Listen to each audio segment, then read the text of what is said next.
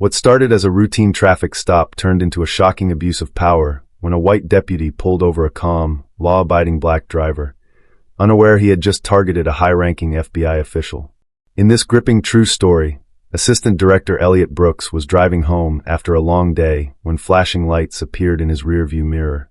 Despite presenting his credentials, the officer showed no respect, only hostility. Within minutes, the stop escalated into a dangerous confrontation, culminating in the officer drawing his gun on an unarmed man, simply for asking questions. But everything changed when a young witness began recording. The power dynamic shifted, real backup arrived, and the officers realized too late they had picked the wrong man to intimidate. This video exposes the terrifying reality of racial profiling, abuse of authority, and what happens when power goes unchecked. It's a story of calm courage, public accountability, and the power of bearing witness. The Alabama highway stretched like a black ribbon across the night. No streetlights, no houses, just the occasional whisper of wind rustling through pine trees. The only illumination came from the steady beam of headlights cutting through the dark like a blade. Inside the sleek black government-issued sedan, Elliot Brooks, 61, loosened his tie and let out a quiet sigh. Another 14-hour day. Another round of classified briefings, closed-door meetings, and political games. He had grown used to the weight of power, but tonight, it pressed a little heavier than usual. The radio crackled softly with jazz, Coltrane maybe. It helped him think. Helped him forget. Then the silence broke. Red and blue lights exploded in his rearview mirror. He blinked. What the hell? He glanced at the speedometer. 65. On the dot. His hands were exactly where they should be. Eyes clear. No swerving, no reason to stop him. Still, the cruiser behind him didn't pass. Its lights danced violently in the darkness, demanding submission. Elliot flicked on his signal, pulled calmly onto the shoulder, and shifted into park. His breath stayed even, but something in his chest tightened. Not fear. Not yet. Just something. He stared into the mirror, watching the patrol car idle behind him. All right, he muttered. Let's see what this is about. His fingers rested on the wheel, firm but relaxed. He'd dealt with cartel enforcers and political operatives more dangerous than any highway cop. But tonight, on this empty road, something felt off. And after 40 years in law enforcement, Elliot Brooks had learned to trust his instincts. And right now, his instincts were screaming. It just sat there, engine humming like a warning growl. Then, after a full minute, the driver's door creaked open. A figure emerged slowly, backlit by his headlights. He moved stiffly, boots crunching gravel with purpose. His left hand hovered dangerously close to his sidearm, while the right swung a flashlight like a weapon, cutting through the darkness with erratic swipes. Elliot kept both hands on the steering wheel, high and visible. The officer approached without a word, shining the light directly into Elliot's eyes. License and registration, the man barked. No greeting. No explanation. Elliot narrowed his eyes against the beam. Evening, officer. May I ask why I've been pulled over? License and registration, the officer repeated louder this time. The gum in his mouth popped. Elliot remained composed, though a tightness began to grow beneath his ribs. I'm reaching into my glove box now, he said clearly, making no sudden movements. He retrieved the documents slowly, then reached into his inner coat pocket. What's that? The officer snapped. My identification, Elliot replied evenly, producing his FBI credentials. Assistant Director Brooks, Bureau out of D.C. The flashlight lingered on the badge for a long, silent moment. Then, with barely concealed disdain, the officer muttered, FBI, huh? Elliot met his eyes squarely. Yes, sir. The officer's jaw twitched. No nod. No acknowledgement. Just a pause, then the chilling words. Step out of the vehicle. Elliot's heartbeat didn't spike. But something deeper stirred, something colder. He knew that tone. He'd read it in too many reports, and lived long enough to know this wasn't about a traffic stop anymore. Elliot didn't move. Not yet. He'd been through too much, seen too many men buried under the weight of one bad decision, especially men who looked like him. Sir, he said, steady and clear, I've identified myself. There's no probable cause here. Why are you asking me to step out of the car? The officer's lip curled slightly, flashlight still aimed at his face. You think that badge makes you special? Elliot kept his voice calm. No, sir. But it means I know the law. And I know this stop isn't justified. The flashlight didn't budge. But the hand near the holster tightened. You refusing a lawful order?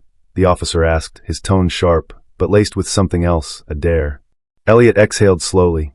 He'd heard that tone before, on wiretaps, in interrogation rooms, in depositions involving black men who didn't make it home. Sir, Elliot said firmly, I'm asking for clarification, not refusing. Silence. Then, the officer stepped back half an inch and placed his hand on the door handle. That's when Elliot knew. This wasn't about safety or suspicion. It was about power. The uniform. The badge. The badge that didn't recognize his. The door handle clicked. Back away from the vehicle, Elliot ordered, tone firm but controlled. You're out of line. The officer didn't respond. But he didn't back off either. His nostrils flared. His eyes burned. And Elliot saw it clearly now, not confusion, not protocol. It was resentment. He was no longer an FBI director in this officer's eyes. Just a black man driving a nice car on a dark road. And that, in itself, was enough to provoke a threat. Elliot's eyes locked onto the officer's hand gripping the door handle. For a brief second, time seemed to stretch, long enough for instinct to kick in. He snapped his left hand out, bracing it against the inside of the door, holding it shut. Step away from my vehicle, he repeated, voice low but commanding. The officer didn't move. If anything, he leaned in harder, flashlight now trembling just slightly in his grip. I said, the officer growled, step out of the car. And I said, Elliot shot back, you are out of protocol. You haven't stated a reason for detaining me. You've ignored my identification.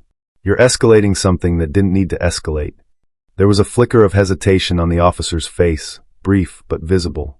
Elliot saw the calculation behind his eyes, the twitch in his jaw, the internal struggle between pulling back and pushing further. But then, just as quickly, the mask returned. You people always think you know better, the officer muttered under his breath, not quite loud enough to be caught on a dash cam. If the dash cam was even running. Elliot's spine stiffened. What did you just say? He asked quietly. But before the officer could respond, a second pair of headlights lit up the scene. Another patrol car rolled up behind the first, and the tension shifted instantly. Back up! The new cruiser came to a stop, and a second officer, also white, mid-40s, heavier build, stepped out. His face was unreadable in the glare of the headlights, but his posture was no different. Confident. Casual. Not the stance of someone coming to investigate. More like someone stepping into familiar territory. He walked up beside the first officer. Problem here? He asked, tone flat. Just dealing with a non-compliant driver, the first officer said. Elliot didn't answer. Not yet. He could feel the danger now, not just one man with a badge, but two. And the way they stood side by side said more than words ever could. The second officer didn't ask Elliot for his side. Didn't even acknowledge the credentials still resting in his hand. He took a step forward, just enough to tighten the circle around Elliot's car. Sir, the second officer said, we're going to ask you one more time. Step out of the vehicle. Elliot glanced between them. There was no point in arguing. They weren't here to reason. They were here to dominate. Every signal in their body language screamed it. Still, he kept his voice level. I'm not refusing to comply, he said. But I am reminding you that I've identified myself, and you've given no reason for this stop. If I step out, I do so under protest. Duly noted, the second officer replied coldly. Elliot slowly unlatched his seatbelt and opened the door, stepping out onto the pavement. The night air hit him like a slap, cold and heavy, loaded with the weight of what might come next. As soon as he stood, the first officer closed the distance, positioning himself just enough to block the dash cam view from the front cruiser. The second officer shifted behind him, boxing him in. Turn around, the first officer ordered. No, Elliot said firmly. Not until you tell me why I'm being detained. Suspicious behavior. What behavior? Elliot pressed. The officer's smirk returned. You're refusing to follow commands. It was a setup. He knew the script. He'd read too many internal reports where those exact words. Refusing to follow commands. Justified brutal takedowns, false charges worse. Then the officer reached for his wrist, fast, hard, without warning. Elliot jerked slightly, not out of fear but instinct. Don't touch me, he said, his voice sharp. That's assault. The second officer stepped in, hand moving toward his radio. We've got a non-compliant suspect, he said, calm as Sunday service. Not director. Not sir. Just a suspect. And in that moment, Elliot knew the danger had shifted from theoretical to very, very real. The moment Elliot's feet touched the pavement, he felt the shift. His body was exposed now, no steel and glass between him and the two officers who flanked him like wolves circling an old lion. The first officer, Mercer, stood inches from his left side, his stance angled just enough to block the cruiser's dash cam. The second officer, broader and quieter, positioned himself slightly behind Elliot, close enough to cut off any retreat. "You're boxing me in," Elliot said, turning just enough to keep both men in view. "That's a tactical maneuver, not standard protocol for a routine traffic stop." Neither responded. They didn't have to. Their silence said it all. "Turn around," Mercer ordered again. Elliot remained where he stood. His voice was steady, but there was steel beneath it now. "I will not turn around until you explain what crime you believe I've committed." The second officer stepped closer, voice low and cool. "You're escalating this. That's on you." Elliot let out a slow breath. "No, officer. I'm standing still, with my hands visible, calmly asking for justification. You're the ones escalating." Mercer's jaw flexed. Refusing to follow orders is reason enough. He smirked like he'd just laid a trap and was waiting for it to snap shut. Elliot took a half step back, not out of fear but calculation. He needed space, clarity, air. His hand stayed up. "You know who I am," he said. "I've shown you federal credentials. I've cooperated. But you're not looking for cooperation, are you? You think you're special?" Mercer shot back. "No," Elliot replied. "I think I'm alive, and I'd like to stay that way." That landed like a punch. There was a flicker, just a moment, where something human passed across Mercer's face. But it vanished as quickly as it came. Then, without warning, Mercer lunged forward and grabbed Elliot's wrist. Hard. Too hard. Elliot tensed, instinct kicking in, but he didn't fight. "Let go of me," he said, his voice sharp as a blade. The second officer stepped in, now fully behind him. "We got a problem here?" he asked, hand drifting toward his radio again. "He's resisting," Mercer replied coldly. Elliot's stomach turned. Resisting. The word was a weapon. A trigger. A green light. He could feel the air change. The shift in energy. The narrowing of options. The second officer began speaking into the radio. "We've got a non-compliant suspect on Highway 17, requesting additional units." "Suspect?" Elliot interrupted. "Not director? Not even citizen? Just suspect now." Mercer didn't even blink. "You people think your titles mean you're untouchable." That did it. Elliot felt something in his chest ignite. Not panic, not yet, but fury tempered by years of watching good men and women swallowed whole by systems just like this. "This isn't about the law," Elliot said, his voice low and deliberate. "It's about control. And you think pointing a gun or calling in backup gives you the upper hand." He paused. "You have no idea who you're dealing with." Mercer's eyes narrowed. "Oh, I know exactly who I'm dealing with." Then his hand twitched, subtle but unmistakable, hovering near his holster. And in that moment, Elliot knew. This wasn't going to de-escalate on its own. Not unless something, or someone, intervened. Mercer's fingers hovered, just a breath away from his holster. Elliot caught the movement, the shift in weight, the twitch in his dominant hand. It was the kind of detail only someone trained to survive could recognize. "Don't do it," Elliot warned, his voice low even. "You pull that weapon, you cross a line you can't come back from." But Mercer wasn't listening. With one sharp motion, he unfastened the holster strap and drew the gun. The metallic click echoed through the cold air, deafening in its finality. Elliot didn't flinch. The barrel was now less than a foot from his face. Up close, he could see the tension in Mercer's grip, the shallow rise and fall of his chest. The man was wound tight. Too tight. "This make you feel powerful?" Mercer asked, his voice like gravel grinding under pressure. Elliot stared at him, unblinking. "I've faced drug lords in cartel jungles. I've walked into terrorist cells with nothing but a name and a file. You think this scares me?" Mercer's lip curled. "You're not in D.C. anymore." "No," Elliot replied. "I'm in Alabama. And I'm still black. That's all you see, isn't it?" The second officer shifted uneasily, eyes darting between them. His hand hovered over his radio, but he didn't speak. The silence stretched thick and electric. Elliot's hands were still raised. His voice was calm, but his eyes were fire. "You're not doing this because you feel threatened. You're doing this because I wouldn't kneel." And Mercer, still holding the gun, said nothing. Because the truth had landed. And it hit hard. Elliot didn't move. The barrel was still aimed at his face, Mercer's finger dangerously close to the trigger. One wrong breath, and this night could end in blood. He could feel it, the weight of everything pressing down. The isolation, the silence, the system that had swallowed too many men like him. And then, a voice pierced the darkness. "Hey, I'm recording this." The shout came from the roadside, just beyond the tree line. Sharp, firm, young. Mercer froze. Not a full recoil, but enough for Elliot to see it, the crack in control. "Who the hell?" Mercer muttered, glancing sideways. Elliot turned his head just slightly, cautious, slow, and saw him. A young black man in his 20s, standing 10 yards away near a parked sedan, cell phone raised, its screen glowing in the dark like a beacon. "You might want to rethink that trigger finger," the man called out. "You're live on camera." The second officer shifted uneasily, now clearly aware they were no longer alone. His hand dropped from his belt. Mercer's jaw tightened, but the gun, still up, trembled just slightly. Elliot kept his voice even. "It's over, Mercer. Whatever you thought you were going to do, you can't do it in the dark anymore." Mercer didn't respond, but Elliot saw the hesitation. The rage hadn't vanished, it had been cornered. And men like Mercer were most dangerous when they realized they no longer held the upper hand. The second officer leaned toward his partner. "We need to de-escalate." "We had control," Mercer hissed. "No," Elliot said firmly. "You had silence." "That's not the same thing." From across the highway, the witness added, "I'm not going anywhere. Just so we're clear." And with that, the balance shifted. Not entirely. Not yet.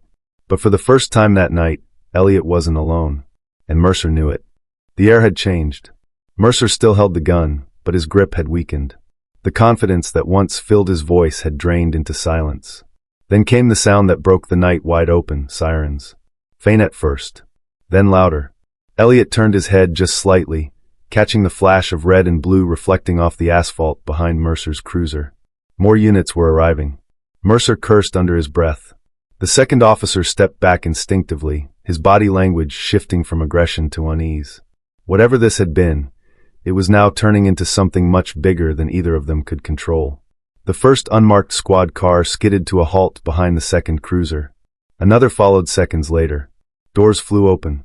Several officers emerged, hands resting on their belts, eyes scanning the scene. No weapons drawn yet. A tall, broad-shouldered lieutenant in his 50s approached. His steps were brisk, eyes sharp. "What's going on here?" he asked, voice cutting through the chaos. Elliot didn't speak. He didn't have to. The lieutenant's gaze moved from Elliot's raised hands to Mercer's trembling weapon, still pointed in the wrong direction. Then came the moment of recognition. "Wait a minute, is that?" He stepped closer. "Director Brooks?" Elliot let his hands drop, slowly, deliberately, not in surrender, but in controlled defiance. "Yes," he answered calmly. "And I want both of these officers disarmed and detained. Immediately." Mercer stiffened. "You've got to be kidding me." The lieutenant didn't blink. He turned toward his team. "You heard him." The second officer stepped back fast. Mercer didn't. His hand still hovered, reluctant to release control. Elliot stared him down. "Drop it, deputy. Right now." And for the first time that night, Mercer looked around, really looked. He saw the uniforms, the witnesses, the camera still recording. And he understood. He had lost. Mercer stood frozen. The gun was still in his hand, but the power behind it had evaporated. The presence of commanding officers, flashing lights, and a cell phone lens staring him down stripped away whatever illusion of control he once had. "Drop your weapon," the lieutenant ordered. Mercer didn't move. "Deputy," Elliot added, calm but commanding, "this is over. Don't make it worse for yourself." Mercer's jaw tightened, but the shift was undeniable. His eyes darted between Elliot, the lieutenant, and the young man across the road, still filming, still watching. Finally, with a grunt of frustration, Mercer lowered the gun and slowly returned it to its holster. But it was too late. The lieutenant turned to one of the arriving officers. "Disarm and cuff him." "You're making a mistake," Mercer muttered, voice low, shaky. Elliot took a slow step forward. "No, deputy. You made the mistake. The moment you pulled a gun on a federal agent, the moment you ignored every protocol you swore to uphold, that's when the mistake was made." As another officer stepped up to secure Mercer's weapon and place him in cuffs, the second officer, the one who had flanked Elliot earlier, stood motionless. His face had gone pale, his eyes vacant. Elliot turned toward him. "You gonna say anything?" The man swallowed hard. I didn't know who you were." "That's the problem," Elliot replied. "You didn't care." The lieutenant approached again. Director Brooks, are you all right? I will be, Elliot said, eyes still locked on Mercer. But I want both of them detained. Tonight. No exceptions. No reports rewritten. No favors called in. The lieutenant nodded. Understood. Mercer was cuffed now, breathing heavy, face flushed with disbelief. You can't do this to me, he spat. I'm not doing it to you, Elliot said, his voice flat. You did it to yourself. And for the first time all night, the silence felt like justice. By sunrise, the footage had gone viral. It spread across the internet like wildfire, first on local news blogs, then national headlines, and by noon, it had landed on the morning segment of Good Morning America. The clip was only 90 seconds long, but it didn't need to be longer. It said everything. A federal officer, a drawn gun, 2 white patrolmen, and a black man who didn't flinch. Elliot sat in his office, back in D.C., the blinds drawn halfway against the morning light. His desk phone hadn't stopped ringing for 2 hours. His inbox had flooded with press inquiries, political statements, and internal memos. He hadn't answered any of them yet.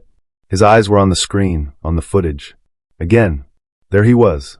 Calm. Hands up. Voice measured. And there was Mercer, eyes full of fire, finger inches from the trigger. God, Elliot muttered under his breath. The knock at the door was soft. Director? His assistant called gently. The Justice Department's on the line. He didn't move. Just stared at the paused frame. Tell them I'll call back in 10. Yes, sir. He finally leaned back, folding his hands together under his chin. They'd already announced the investigation. Mercer had been stripped of his badge and booked for assault with a deadly weapon. The second officer had been placed on administrative leave pending review. The department issued a public statement, tight-lipped and corporate. But the country had seen the truth. And once the truth is seen, you can't unsee it. Elliot whispered to himself, "This isn't just about me." It never was. He thought of every name he'd ever typed into a case file. Names that never made it home. Names that didn't have a camera. Didn't have backup. This time, he had lived to tell it. But too many hadn't. The office had gone quiet again. The calls had slowed, the emails piled into folders for someone else to sort. For the first time that morning, Elliot allowed himself a moment of stillness. He reached for the remote and turned off the television. The silence that followed wasn't peaceful, it was heavy. Familiar, like the weight you carry after a funeral.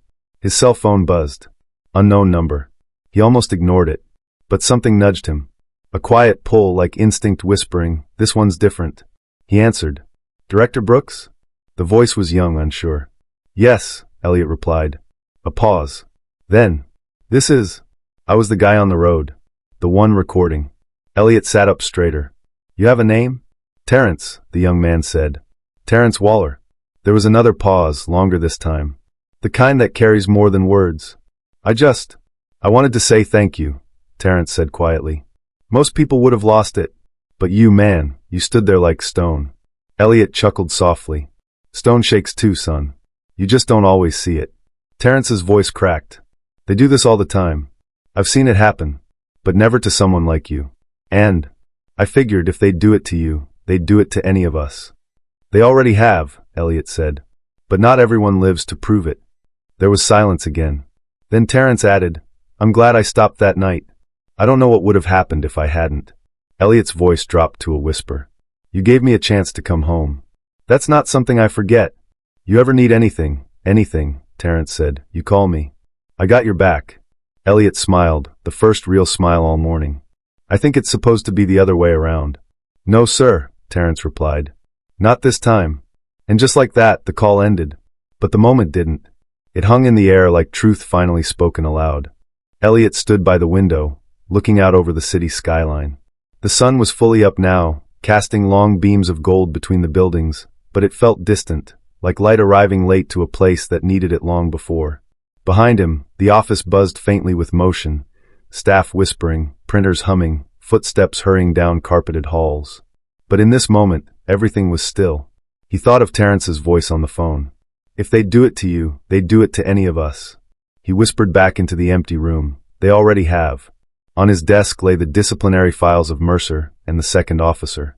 Internal Affairs had acted quickly, too quickly, some said. But Elliot had insisted. Full transparency, no buried reports, no sanitized language. A knock. The lieutenant from the scene the night before stepped in, holding a folder. "Director Brooks," he said, "we have everything you asked for. Full video from both dash cams. Statements. Body cam footage." Elliot took the folder without a word. "Do you still want to pursue formal charges?" Elliot didn't look up immediately. His fingers tapped against the folder. Finally, he said, "This isn't about punishment. It's about precedent." The lieutenant nodded, understanding. "They need to know," Elliot added, "that the badge doesn't shield you from accountability." Then softer, "Not anymore." The lieutenant hesitated, then offered, "You handled yourself with more restraint than most men I know." Elliot looked at him, steady. That wasn't restraint. That was survival. As the door closed behind the officer, Elliot returned to the window. The city below moved on, unaware that something had shifted. Just a little. Just enough. He thought of all the men whose stories had ended without a witness. Without a camera. Without a second chance. Then he whispered, not to anyone in the room, but to the nation watching. Justice doesn't happen in silence. It happens when we refuse to look away. And this time the world hadn't. When silence breaks, justice speaks. What happened on that dark Alabama highway wasn't just a personal ordeal. It was a mirror. A mirror held up to a system that too often confuses silence for peace, uniform for honor, and power for justice. And for Elliot Brooks, a man who had spent his entire life upholding the very laws that nearly betrayed him, that night shattered something deeper than protocol. It shattered the illusion that title, age, or status could ever protect a black man from being seen first as a threat. And yet, it also revealed something else. It revealed that truth still matters, but only when it's seen. It reminded us that the camera lens can be more powerful than a badge, and that one stranger with the courage to stop and hit record can tip the scales of history. The lesson is this. Accountability is not automatic. It's demanded. It's fought for. And sometimes, it's captured on a shaky cell phone by someone who refuses to look away. Too often, injustice hides in quiet places, in routine stops and signed reports or unanswered questions.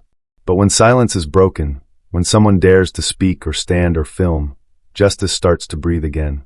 Elliot didn't survive that night because he was strong. He survived because someone stood witness. And that's the point. In a country built on ideals of liberty and justice for all, those ideals don't live on paper. They live in people. In strangers like Terrence. In leaders who refuse to look the other way. In citizens who know that freedom means more than feeling safe. It means making sure others are safe too. We teach our children to do the right thing. To stand up. To speak truth. But we forget, sometimes, that truth comes with a cost. And that standing up means you might stand alone, until someone else sees you standing, and joins you. That night wasn't the end of Elliot's story. It was the beginning of something larger, a reckoning. Because every time someone speaks up, records, intervenes, files a report, demands answers, the system shakes a little. And maybe that's what justice really looks like. Not perfection, not silence, but pressure. The kind that builds not to break us, but to change us. And change always begins with someone refusing to stay silent. What would you have done if you witnessed this traffic stop? Would you have pulled over and recorded, or kept driving in fear? Do you think one person's decision to speak up can truly change a system? Let us know your thoughts in the comments, and don't forget to like, share, and subscribe if this story moved you.